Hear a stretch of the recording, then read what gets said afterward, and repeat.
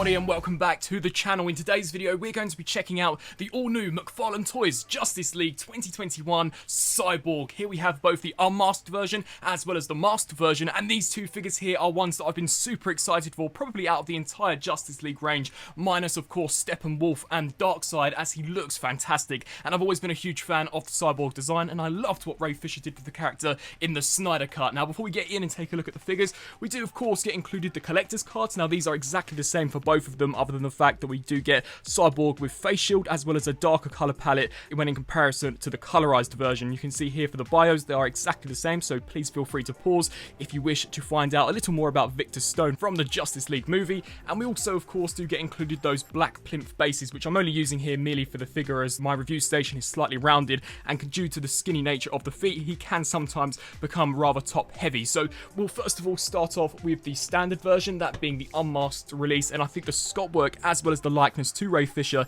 has been captured so nicely. McFarlane have done a fantastic job as far as the sculpt and paint application is concerned across the entire figure. He really is a sight to behold. You can see there some amazing looking detail, really awesome likeness, and I think the paint just looks fantastic. Really gunmetal, almost looks as if though it's been dry brushed. Very authentic to what we saw in the movie. You can see here for the back all of that fantastic looking sculpt work. Really great job. You can see here for the shoulders we've got all of those intricate wires. Turning here to the back once more, you can see that spinal column, which just looks so cool. Here for the torso region, they have painted this section in a red, obviously to give you the impression of where that section does glow in the movie. And I think for the most part, they've done a pretty decent job. You can see here for the arms, incredibly slender and streamlined, much like we saw in the film, but completely caked and loaded out with detail.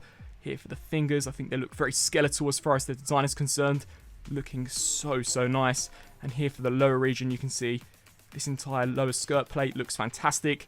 We've got some of the smaller circuitry details here for the hips, but with the much larger, thicker armour applied over the thigh, of course, here for the knees, as well as for the shins and the feet, all of which looks fantastic. And even as we spin around here to the back of the legs, you can see that these two have also been sculpted and painted impeccably well. So overall, I personally think this is one of their best DC Multiverse figures that they've ever created. I have picked up pretty much all of their live action movie figures, not so much the comic book figures, as I'm more into the movies than anything, but this is definitely one of the best ones that I've picked up so far. As far as articulation is concerned, the head is on a ball joint, so it can look up to a terrific degree, especially considering this character can fly.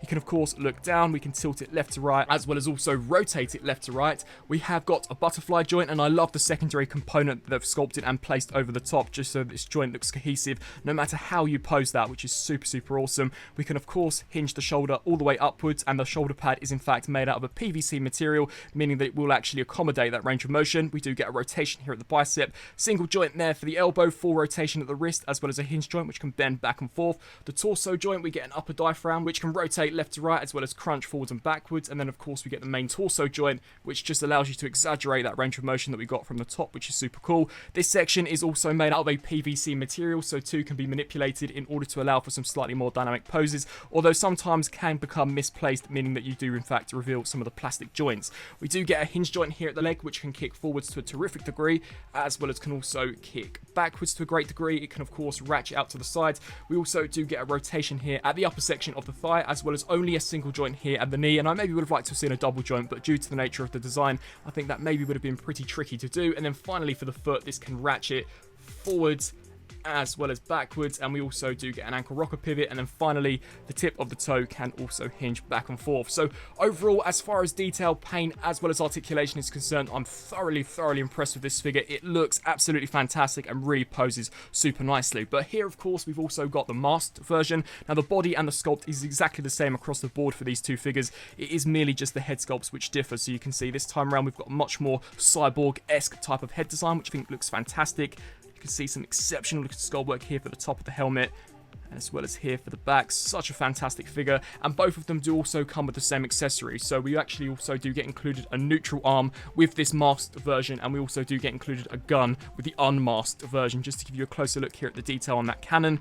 That looks so awesome. Of course we've got the blue EMP blast, as well as some fantastic sculpt work, and it is incredibly easy to actually swap these out. So you just pull this section here apart, and then we can also import that in, which really also allows for some great photography, as of course you could give the impression that Cyborg is in fact damaged in battle. And so that was my very quick double review on the newly released McFarlane Toys Justice League Cyborg, both the masked and unmasked version. I personally, as you could probably guess from this review, love the way this figure looks, as well as the way it articulates. Of course, I would have loved to have gotten some double jointed elbows as well as knees, but due to the nature of the design, I think that would have been near enough impossible, and for a figure which retails for roughly $20 to $25, I think that these are exceptional value for money, and are leaps and bounds better than anything that we got from Mattel during the original 2017 Justice League. This figure looks super cool and will no doubt even give some of those import figures a run for their money. So I really hope that you enjoyed this review. If you did, please do let me know down in the comment section below. For those of you who do collect McFarlane toys, please feel free to let me know on what figures you are most anticipating out of this entire Snyderverse wave. I have pretty much picked up all of the figures, so also let me know down in the comment section below